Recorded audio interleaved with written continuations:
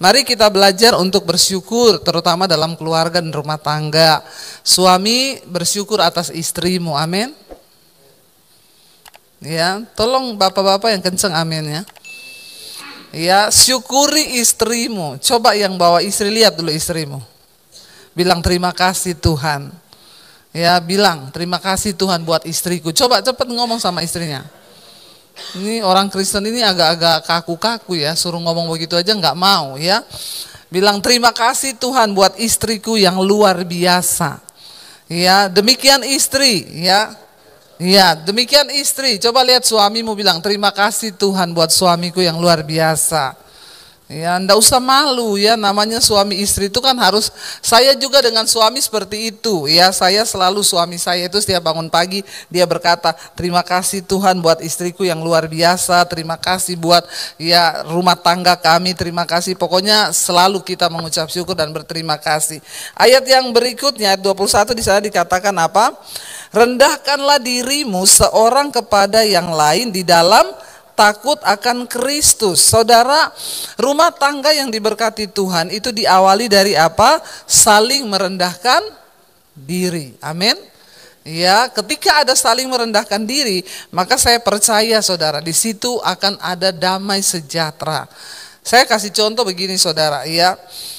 Ya, karena kita baru pulang dari Amerika lah ya, contohnya banyak-banyak Amerika saudara ya. Kemarin itu ya nyetir di sini tuh contoh ya. Kita itu kalau di Amerika, suami saya bilang beda ya nyetir di Indonesia sama di Amerika ya. Iya, bedanya apa? Kalau di perempatan itu ketemu kan, misalnya 2 atau 4 mobil ketemu. Kalau di Amerika tuh semua berhenti saudara. Berhenti semua, lalu semua tangannya begini. Suruh duluan. Kalau di Indonesia ketemu di perempatan gimana?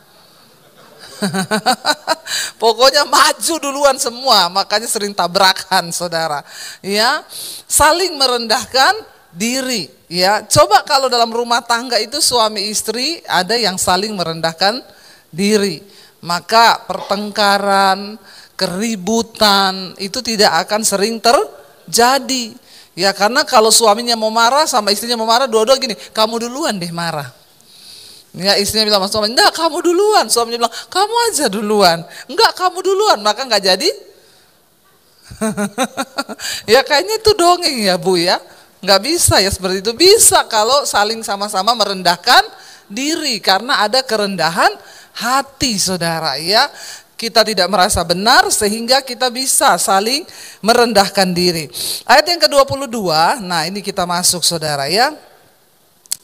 Ayat 22 berkata apa? Hai istri, tunduklah kepada suamimu seperti kepada, waduh, ibu-ibu berat nggak ini? Kita disuruh tunduk sama suami seperti kepada, tunggu suami-suami, jangan besar kepala dulu. Ya, terus langsung lihat istrinya ngomong, tuh Alkitab bilang loh, kamu harus tunduk sama saya seperti kepada. Nah, kalau disuruh tunduk kepada suami seperti kepada Tuhan, berarti suami juga hidupnya harus seperti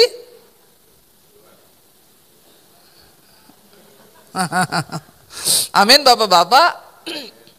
Iya dong, kita disuruh tunduk seperti kepada Tuhan.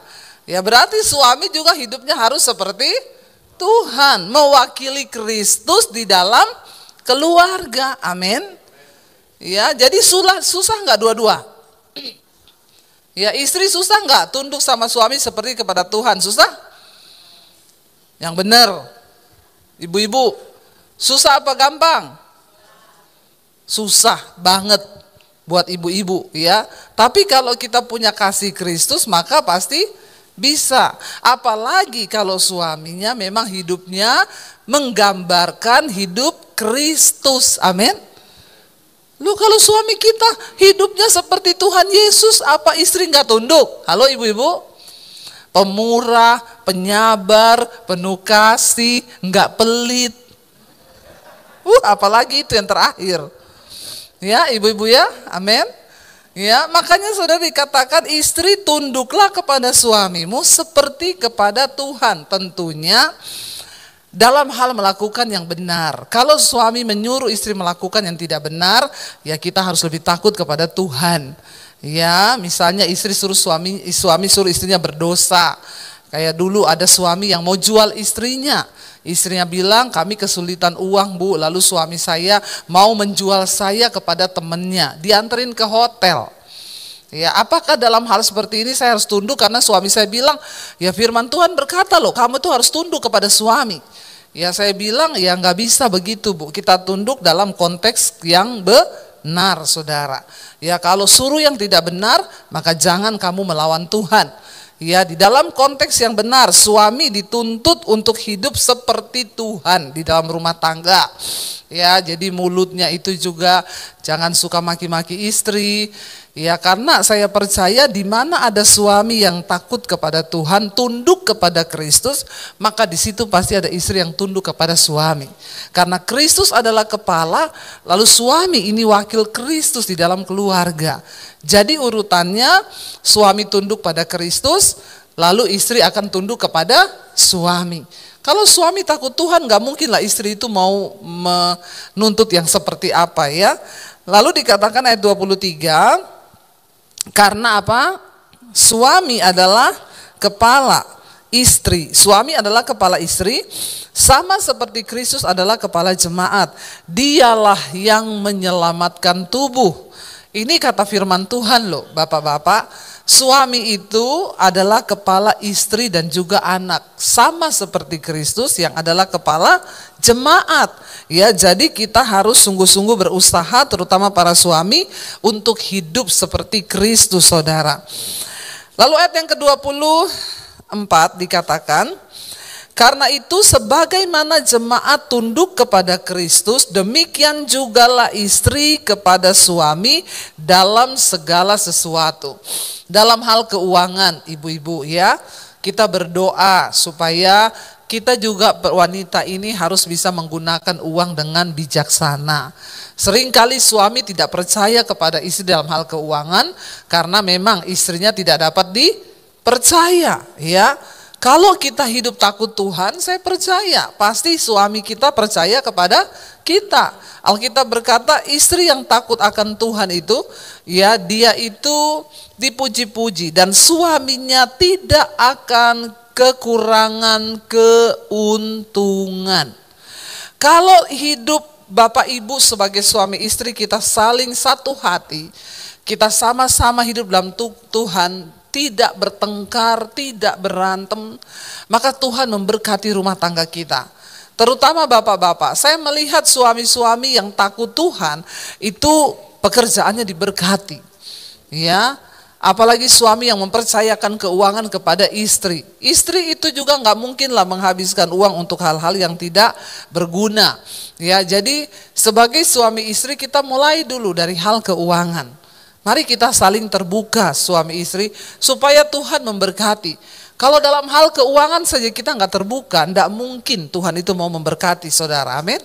Kita saling terbuka yuk. Ini perkara kecil yang berdampak besar.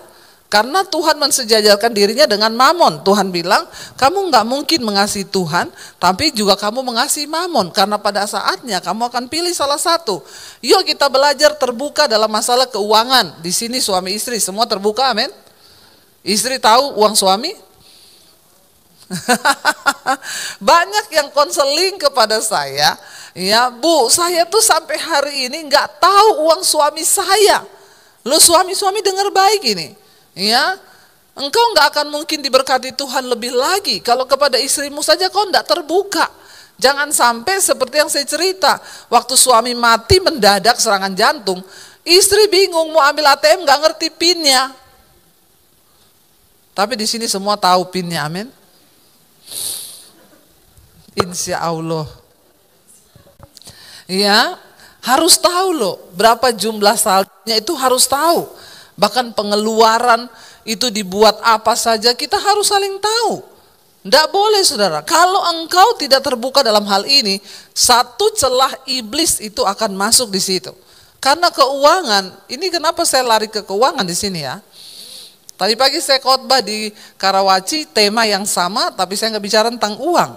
Di sini kok kenceng sekali soal uang. Ya, Roh Kudus yang tahu ini ya. Rumah tangga kita nih saudara, Ya, dalam hal keuangan kita harus saling terbuka. Suami-suami, kalau engkau nggak terbuka dengan istrimu soal keuangan, ya kau sendiri yang akan pusing loh. Pusing nggak cari tempat simpen duit? Ya, mau simpen di mana ya? Kaos kaki hilang, di sini hilang, di bola di tikus, bukan istri yang ambil. Ya, tapi kalau engkau percaya loh, Alkitab berkata kita ini ketika menikah menjadi satu tubuh. Mereka bukan lagi dua loh, tapi satu. Dalam hal apa? Dalam segala hal. Dalam keuangan, dalam segala hal kita menjadi satu. Makanya tidak ada ya dusta di antara kita. Amin. Loh, kalau keuangan kita nggak terbuka, sangat-sangat berbahaya, saudara. Dari hal kecil ini saja, buat apa kita menikah kalau kita nggak saling terbuka? Ya, kita harus saling terbuka. Saya sama suami saling tahu mobile banking kita ya sama, dia pinnya dia juga tahu, dia pegang, dia tahu, dia pegang kartunya, saya pegang mobile bankingnya. Ya, saya juga tahu dia punya tabungan berapa, kita sama-sama ada, saling tahu, saudara. Pengeluarannya buat apa aja? Kalau mau keluarin uang sama-sama, sama-sama saling bertanya, mau beli ini boleh nggak? Ya udah, kalau setuju sama-sama boleh, ya udah boleh. Ya, tapi kalau suami bilang nggak boleh dalam pengeluaran yang besar, ya istri juga harus belajar tunduk. Amin. Ya, walaupun kita punya uang sendiri, walaupun penghasilan kita lebih besar daripada suami, ya kita satu hati di dalam keuangan, saudara. Ya, saya ngomong di sini bukan berteori. Saya tahu di sini banyak yang lebih tua dari saya. Tapi kami mengalami terobosan demi terobosan dalam keuangan. Kenapa? Karena kami berusaha melakukan firman dalam rumah tangga. Hari ini Tuhan memberkati kami, saudara. Karena kenapa? Ayo kita mulai lakukan firman Tuhan. Kalau kita nggak jadi pelaku firman, susah untuk Tuhan menyertai dan memberkati kita. Dalam hal kecil saja, banyak orang Kristen berkata, saya percayakan hidupku sama Tuhan, saya percayakan pekerjaanku, tapi sedikit yang mempercayakan keuangannya kepada Tuhan. Ya, ketika kita mempercayakan keuangan kita pada Tuhan, caranya gimana? Libatkan istri dalam hal keuangan. Ya, karena istri itu bendahara yang paling top untuk mengurusi keuangan. Amin, ibu-ibu. Ya, asal ibu-ibu juga takut Tuhan. Ya, bapak-bapak nggak perlu ada yang disembunyikan. Ingat loh, kalau mati serangan jantung, ya karena mati itu nggak pernah ngomong-ngomong. Loh bener, ya mati itu nggak pernah ngomong-ngomong, nggak tanya umur. Ya, yang saya bersaksi berapa waktu lalu, saya pelayanan di Amerika, baru ketemu pemain musik umur 40 tahun. Hari Minggu saya khotbah masih ketemu, masih salaman. Ya, apa kabar Kak? Baik, kamu gimana? Baik, baik gini. Besok Senin ditemukan meninggal, nggak bangun lagi pagi. Sehat hari Minggu, saudara. Coba tuh, hidup ini siapa yang tahu? Ya, seperti uap, hari Minggu masih ke gereja, masih ketemu, masih ngobrol. Besok Senin subuh udah ditemukan meninggal, tidak bangun lagi. Hidup kan gak ada yang tahu. Makanya kalau Tuhan kasih kesempatan hari ini, ayo terbuka bapak-bapak, amin. Ya, supaya kita ini saling, ketika dapat uang kasih tahu istri, ini loh tadi aku dapat bonus dari kantor, ini THR. Ya, sekian, yuk kita doakan bareng, yuk tumpang tangan bareng. Amin, bapak-bapak. Yang amin cuma sedikit. Yang lain gak mau amin, ya sudah terserah. Emang gue pikirin. Ya, dikasih tahu firman gak mau dengar, ya sudah terserah. Ya, kita mulai dari hal yang kecil, kelihatannya kecil tapi itu berdampak. Kalau dalam hal uang kita gak setia sama Tuhan, gak takut Tuhan, bagaimana dalam hal yang lain? Ya, istri melindungi. Kalau istri tahu keuangan, suami saling tahu, kita tumpang tangan dalam nama Yesus, Tuhan memberkati. Ya, mau apa-apa saling berdua bertanya, mau buka usaha, mau bisnis apa, mau lakukan ini itu, dua-dua minta konfirmasi dari Tuhan, berdoa saling meneguhkan. Itulah kekuatan kita, saudara. Lalu dikatakan di sana ayat yang ke-25, hai suami, nah tadi buat istri ya, tunduk kepada suami seperti kepada Tuhan. Ayat yang ke-25 baca bersama. Hai suami, kasihilah istrimu sebagaimana Kristus telah mengasihi jemaat dan telah menyerahkan dirinya baginya. Bapak-bapak disuruh mengasihi istri seperti Kristus mengasihi jemaat dan menyerahkan dirinya bagi jemaat. Ya, bapak-bapak, ya, Berani nggak menyerahkan diri buat istri? Ini juga sulit loh, ya. Kita disuruh menyerahkan diri kita bagi istri kita. Banyak hal terjadi, saudara. Beberapa waktu lalu aja saya baru mendengar satu kasus. Suaminya selingkuh, istri nggak terima, istri balas selingkuh. Ini yang terjadi sekarang. Ya, setan itu bekerja luar biasa.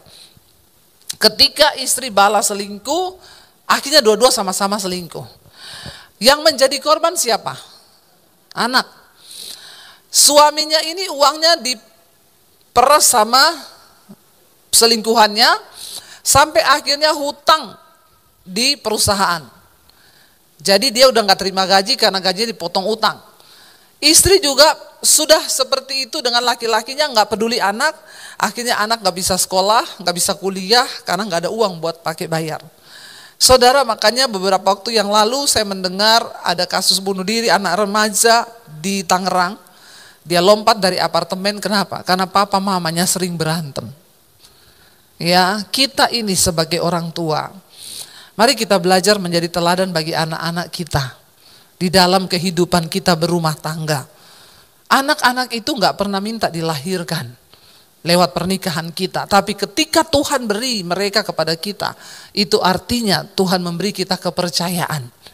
Mari kita orang tua menjadi contoh dan teladan supaya anak-anak belajar tentang Tuhan lewat kehidupan orang tua. Saya bersyukur kalau saya ngupload foto atau story di Instagram berdua dengan suami, sama anak saya tuh dia suka nge-reply ya story saya. Dia selalu tulis, ini role model bagi saya. Dia menjadikan saya dan suami menjadi role model di dalam pernikahan. Bukankah itu satu hal yang membanggakan? Loh, anak saya loh menulis gitu di IG-nya, saya bangga. Kenapa? Anak saya lihat kehidupan kami setiap hari. Kita gak bisa bohong, benar gak saudara? Siapa yang paling tahu hidup kita? Ya, anak-anak kita. Mereka melihat bagaimana kehidupan suami istri itu yang sesungguhnya, sehingga mereka bisa belajar. Ya, mereka bisa tahu. Bahkan kadang anak saya itu ngomong, mami itu loh terlalu ya, masa mau beli apa-apa mesti tanya papi, terus kalau papi gak bolehin, mami gak mau. Terus kata papinya ngomong gini, ya dia bilang, kalau aku ndak mau loh kayak gitu, aku punya uang, aku beli sendiri, nggak usah tanya-tanya. Suami saya bilang, makanya kamu nggak jadi mamimu. Saya bilang, ya Alkitab mengajarkan begitu, kita harus sepakat, suami istri itu harus bersepakat. Tapi dari situ kan saya ajarkan nilai-nilai kepada mereka. Walaupun kelihatannya anak saya ngomong begitu, tapi kan dia melihat, saudara. Ada satu contoh dari kehidupan kita berumah tangga. Ya, mari kita ini, saudara, jangan sampai anak-anak menjadi korban. Ya, karena kita di rumah ribut terus, sudah tidak ada kasih. Ya, nggak pernah lagi saling bersama-sama. Saya sama suami aja kalau di rumah tuh berdua, sampai anak saya bilang, lupa ya kalau udah punya anak. Ya, berduaan terus. Ya kan kita jadi berkat, saudara. Anak-anak melihat hidup kita. Sekarang ini banyak rumah tangga yang sudah menjadi tawar. Suami istri udah gak omongan. Banyak, saudara. Ya udah sampai rumah masuk kamar gak omongan. Berkat apa yang akan kita dapat dalam rumah tangga yang seperti itu? Ya, ayo kita pulihkan, saudara. Bangun kehidupan di dalam doa bersama, gandeng tangan, ya doakan anak-anakmu, maka Tuhan akan memberkati. Masa-masa ke depan ini akan semakin sulit, tapi orang yang hidup takut Tuhan, mengandalkan Tuhan, mereka lah akan melihat pembelaan Tuhan. Terutama anak-anak kita harus melepaskan berkat bagi mereka dan menjadi contoh bagi anak-anak kita, saudara. Supaya anak-anak kita, saudara, mereka hidup menjadi anak-anak yang berbahagia. Sekarang ini anak-anak itu generasi ini rapuh loh, saudara. Mereka rapuh sekali. Ya, karena perkembangan zaman teknologi, media yang begitu luar biasa pengaruh bagi anak-anak kita. Kita harus kuat di dalam rumah tangga supaya mereka juga kuat di dalam iman. Apalagi banyak pengajaran-pengajaran yang melenceng. Ya, ini lagi heboh ini, Kristen progresif. Ya, saudara sudah melihat videonya ya. Apa itu progresif? Progresif itu adalah sebuah perubahan yang harus dilakukan karena tuntutan masyarakat atau tuntutan zaman, ya, atau tuntutan keadaan budaya dan lain sebagainya. Ya, saya tidak setuju sekali kalau mereka memakai nama Kristen. Kenapa harus pakai Kristen? Sebut aja lain. Ya, karena semua ajarannya bertentangan dengan firman Tuhan. Yang pertama, dia berkata bahwa ya orang itu bisa selamat tanpa percaya Yesus. Ya, bukan hanya lewat Yesus ada keselamatan. Loh, saudara, kenapa? Bukan hanya menjadi Kristen. Memang kan saya selalu berkata, menjadi Kristen nggak cukup, dan agama Kristen tidak bisa menyelamatkan orang. Tapi yang menyelamatkan orang itu Kristus. Ya, kenapa? Karena lewat Kristus dia mencurahkan darahnya, ini mematahkan kutuk dosa atas manusia, karena semua manusia telah berbuat jahat dan jatuh ke dalam dosa, kehilangan kemuliaan Allah. Ya, kenapa kita perlu Yesus? Karena hanya lewat Yesus kutuk dosa itu diputuskan, sehingga hubungan manusia yang tadinya dengan Tuhan itu rusak, itu diperdamaikan kembali, saudara. Sebaik apapun manusia, ya, dia tetap hidup di bawah kutuk dosa. Makanya dari zaman perjanjian lama kita lihat tata cara ibadah manusia, orang Israel. Awal mula mereka itu selalu mempersembahkan kambing domba untuk apa? Darahnya itu untuk menyucikan dosa. Ya, kalau menghadap Tuhan harus membawa korban persembahan penghapus dosa. Nah, karena manusia ini dosanya sudah terlalu jahat, terlalu bejat, maka tidak ada lagi darah binatang yang bisa dipersembahkan untuk menghapus dosa manusia. Jadi Allah yang turun ke dalam dunia, makanya disebut Yesus adalah domba, anak domba Allah yang tidak bercacat. Nah, lewat darah yang tercurah di atas kayu salib, hubungan antara manusia dengan Tuhan itu dikembalikan. Nah, kalau orang berkata, maaf ya, ini iman Kristen, iman percaya kita kepada Kristus, nggak boleh, saudara. Kita mendengarkan, memang Rasul Paulus berkata begini, kalau ada orang lain yang membawa ajaran di luar daripada Injil yang sudah kita terima, ya, entah itu malaikat ataupun rasul-rasul di antara kami, kata Rasul Paulus, maka terkutuklah dia. Ya, tidak boleh ada ajaran lain, saudara. Lalu yang kedua, dia bilang, tidak ada sorga dan tidak ada neraka. Enak banget nggak kalau nggak ada neraka? Ya iya, makanya yang homo tetap homo, yang lesbi tetap lesbi, yang selingkuh tetap selingkuh, yang hidup dalam dosa kenajisan terus, yang mabok terus, yang judi terus. Orang-orang ini, saudara, karena ya memang benar tuntutan zaman. Ya, kekristenan dianggap sudah tidak relevan lagi dengan keadaan zaman sekarang. Mereka berpikir, mana ada orang bisa hidup kudus sekarang? Mana ada orang bisa hidup ya benar di zaman sekarang ini, melihat keadaan dunia yang seperti ini. Lihat aja badannya dari ujung sampai ujung tato semua, saudara. Ya, ngomong begitu. Saya nggak setuju dia membawa Kristen. Kristen itu sendiri artinya apa, saudara? Pengikut Kristus. Lah, kenapa kamu menyatakan Kristen tapi pakai progresif gitu dan tidak mengakui Yesus? Ya, dan yang ketiga yang sangat menyesatkan, mereka berkata Alkitab ini bukan firman Tuhan. Ini cuma ditulis oleh manusia. Kita ini menganggap Alkitab ini adalah firman Tuhan. Saudara, pengajaran Yesus itu sangat luar biasa. Ya, apa yang Yesus ajarkan itu di luar logika manusia. Ya, dan kita harus percaya bahwa ini adalah firman Tuhan. Tapi memang Alkitab berkata di akhir zaman akan bermunculan ya nabi-nabi palsu, orang-orang yang mengajarkan hal-hal yang menurut ya anggapan mereka sendiri, yang menyenangkan telinga. Pengajaran gini didengar anak-anak muda, seneng nggak? Seneng banget, nggak ada neraka kok. Ya, bebas aja kamu bikin dosa. Ya, hati-hati loh, saudara. Makanya pendidikan iman pertama kali harus dimulai dari keluarga. Diawali dari siapa? Orang tua, suami, istri. Kita hidup saling mengasihi, mempraktekkan firman Tuhan. Maka saya percaya anak cucu kita, saudara, akan menjadi anak-anak yang luar biasa. Ayat 26, suami itu bertugas apa? untuk menguduskannya sesudah ia menyucikannya dengan memandikannya dengan air dan firman. Yesus mengasihi jemaat supaya jemaat menjadi kudus. Suami, tugasmu membawa istri dan anakmu hidup takut akan Tuhan. Jangan kebalik-balik. Hari-hari ini saya mendengar banyak istri yang konseling, Bu, suamiku itu loh diajak doa, enggak mungkin mau, apalagi diajak baca Alkitab. Lah suami mau menuntut istri tunduk, sedangkan kau tidak hidup menurut ajaran Kristus. Alkitab berkata, engkau harus menjadi imam di tengah keluarga yang membawa anak istrimu kudus dan tidak bercacat. Itu tugas suami. Ya, makanya saudara, anak-anak muda di sini yang mau pacaran, lihat dulu pacarmu itu, terutama yang laki-laki, sudah dewasa belum dalam iman. Kalau diajak ke gereja aja nggak mau, putus saja. Ya, buat apa kau pacaran sama laki-laki begitu? Sama Tuhan saja dia nggak hormat, apalagi sama kau. Amin. Ya, saya bilang sama anak-anak saya, kau jangan pernah pacaran dengan laki-laki yang nggak menghormati Tuhan. Ya, sama Tuhan saja dia nggak hormat, apalagi sama kau. Ya, Tuhan yang kasih dia napas loh, dia nggak hormati. Bapak-bapak, mari kita bertobat. Selama masih ada waktu, ayo jadilah imam, karena itu fungsi Alkitabiah dalam kehidupan suami.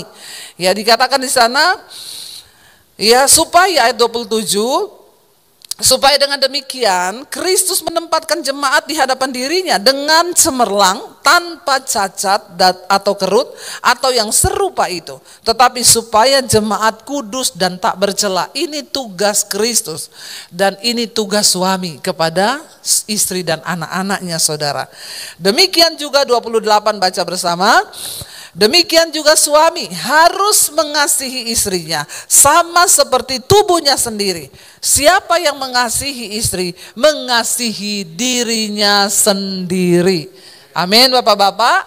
Jadi kalau bapak-bapak pijat istri sama dengan pijat diri. Ya, mengasihi istri sama dengan mengasihi diri sendiri loh. Ya. Jadi mari, jadi berarti kalau bapak-bapak juga marahin istri sama dengan marahin diri sendiri. Kalau katain istri goblok, berarti bapak-bapak katain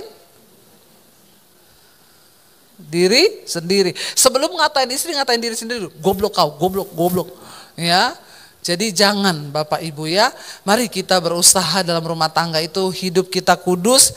Ya, jangan saling mengata-ngatai yang seperti itu, karena suami-suami, siapa mengasihi istri, dia mengasihi dirinya sendiri. Ini yang berkata firman Tuhan. Sebab 29, tidak pernah orang membenci tubuhnya sendiri, tetapi mengasuhnya dan merawatinya sama seperti Kristus terhadap jemaat. Jangan membenci dirimu. Kalau kau membenci dirimu, ya, tidak ada orang yang membenci dirinya. Saya mau sakiti diri saya, ya. Saya mau berbuat yang tidak enak kepada diri. Semua orang mencintai diri sendiri, saudara. Itu sudah dari sananya. Makanya dikatakan tidak ada orang yang membenci tubuhnya sendiri. Sebaliknya dia mengasuh dan merawatnya. Suami istrimu itu dirimu sendiri. Makanya benar Alkitab berkata kita bukan lagi dua tetapi satu. Berarti kalau istrimu itu tubuhmu sendiri, kalau kau sakiti istrimu sama dengan kau sakiti dirimu sendiri. Ya, kalau kau sakiti, kau bentak istrimu, berarti engkau membentak dirimu sendiri. Mari kita belajar mengasihi. Kita lanjut ayat yang ke-32, ayat 33, 1, 2, 3, ayat 33. Bagaimanapun juga bagi kamu masing-masing berlaku. Kasihilah istrimu seperti dirimu sendiri, dan istri hendaklah menghormati suaminya. Jadi istri tunduk pada suami, hormat pada suami, dan suami kasihilah istrimu. Saya percaya di mana ada suami yang mengasihi istri, di situ pasti ada istri yang tunduk kepada suami. Tapi sebaliknya, suami jangan engkau berharap istrimu tunduk kalau engkau tidak mengasihi istrimu. Biarlah kita semua, saya undang para imam musik ke depan. Biarlah kita semua sungguh-sungguh menjadi contoh dan teladan bagi anak cucu kita, dan kita boleh senantiasa ya sungguh-sungguh menjadi panutan, saudara, ya, agar rumah tangga kita diberkati dan kita boleh menjadi berkat, ya. Biarlah kita mau belajar saling mengasihi lebih sungguh. Kita bangkit berdiri bersama, terutama suami istri yang datang bersama, atau saudara datang dengan anak. Saudara boleh bergandengan tangan saudara ya. Kita meminta kepada Tuhan hari ini, supaya Tuhan ajarkan kita untuk saling mengasihi satu dengan lain. Ketika kita rindu, maka Tuhan pasti akan menyatakan belas kasihannya. Ketika kita mau, maka Tuhan juga akan memampukan kita. Mari kita tutup mata dalam hadirat Tuhan. Hari-hari ini minta kasih Tuhan untuk penuhi rumah tangga kita. Minta anugerah Tuhan untuk memampukan kita boleh kembali saling mengasihi, agar firman Tuhan tergenapi dalam rumah tangga kita. Sebab peran suami dan istri itu akan sangat besar terhadap anak cucu kita. Berkat atau kutuk itu ada di tangan kita suami istri terhadap keluarga kita. Mari biar kita berdoa hari ini, Tuhan beri kita kekuatan dan kemampuan untuk boleh hidup saling mengasihi, saling mengampuni, dan saling melayani. Kami berdoa, hamba berdoa Tuhan, patahkan setiap kutuk yang ada dalam rumah tangga, perkataan-perkataan yang kasar yang pernah keluar dari mulut kami Tuhan terhadap pasangan kami, ampuni kami Tuhan. Kami cabut semua perkataan itu terhadap anak-anak kami cabut Tuhan. Kami berdoa biar anugerah Tuhan turun atas rumah tangga kami, biar belas kasihan Tuhan tercurah, sehingga rumah tangga kami menjadi rumah tangga yang dipulihkan oleh Tuhan. Hamba sudah selesai berbicara, Roh Kudus materaikan firman ini di dalam hati dan hidup setiap kami jemaat-Mu.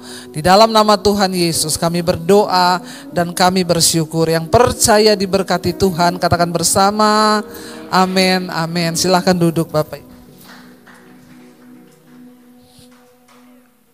Puji nama Tuhan, terima kasih buat hambanya Ibu Debbie yang sudah jadi berkat sore hari ini melalui kebenaran firman Tuhan. Tuhan memberkati. Saudara diberkati, amin. Puji nama Tuhan, saudara, setelah kita diberkati melalui kebenaran firman Tuhan, kita tahu hari inilah awal bulan, kita akan membawa persembahan perpuluhan kita dan kita satu dalam doa.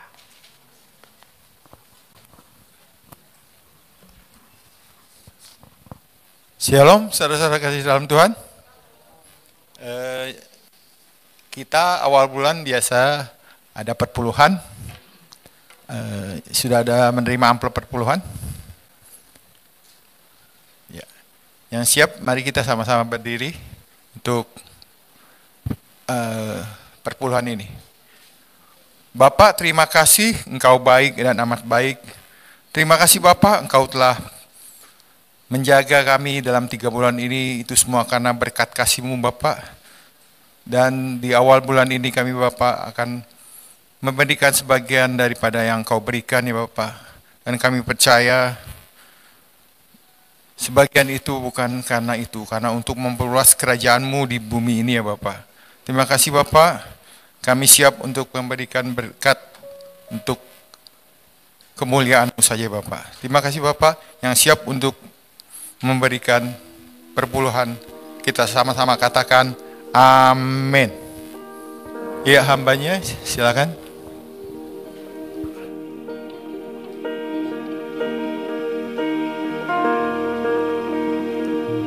Aku punya Tuhan yang besar, yang telah berjanji dan sanggup menggenapi imanku.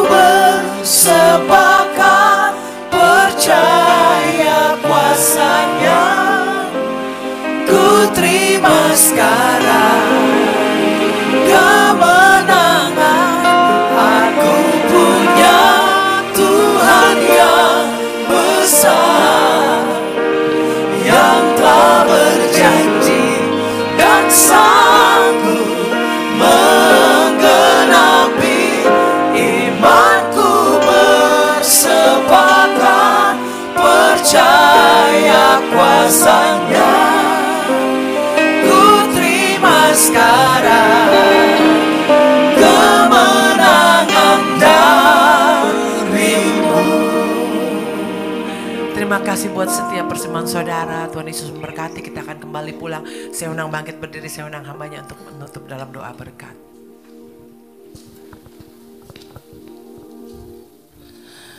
Terima kasih Bapa, kami tahu apa yang tidak sanggup kami lakukan karena tidak berdaya terhadap daging akan dilakukan oleh Allah dalam diri kita. Saat kita minta Tuhan untuk turut bekerja, kami tahu Tuhan yang melakukannya. Mampukan kami untuk sungguh-sungguh hidup saling mengasihi suami istri. Karena ini adalah hukum yang sangat penting dan rahasia ini besar, kata firman Tuhan. Agar hidup kami diberkati dan mencapai perkenanan Tuhan. Terima kasih Bapak, berkati setiap rumah tangga. Apapun badai, persoalan yang sedang dihadapi oleh anak-anak-Mu, kami akan tetap kuat bersama dengan Tuhan.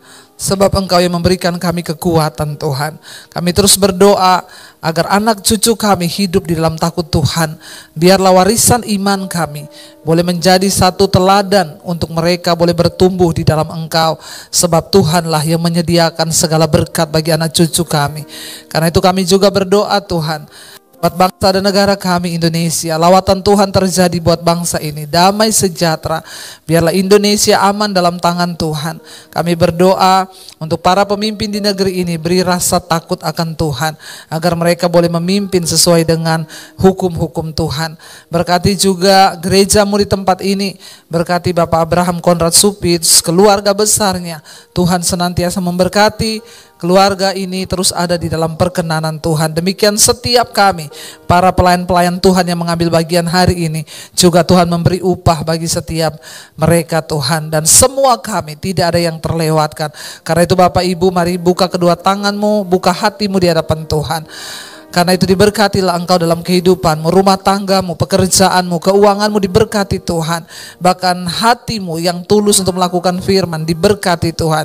Karena itu terimalah kiranya berkat, rahmat, anugerah dari Allah Bapa, cinta kasih Tuhan Yesus Kristus, penyertaan Allah Roh Kudus turun atas hidupmu mulai hari ini. Bahkan sampai kali yang kedua Tuhan Yesus datang kembali menjemput setiap kita. Nama kita tercatat di dalam kitab kehidupan. Dalam nama Tuhan Yesus yang percaya diberkati Tuhan, katakan bersama, amin, amin, amin. Tuhan memberkati.